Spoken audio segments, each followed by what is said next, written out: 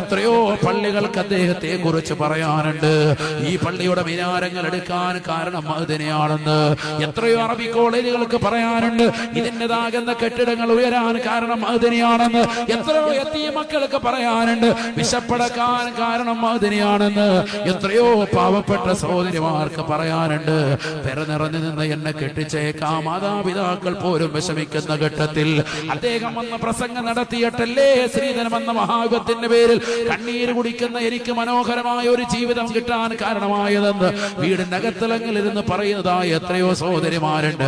എത്രയോ വിധവകളുണ്ട്. എനിക്ക് അത്താണിയായി വർത്തിക്കാൻ അവസരം കിട്ടിയത് മഅ്ദിനി ഉസ്താദിന്റെ സലാത്തിന്റെ മജ്‌ലിസിലൂടെയാണ്.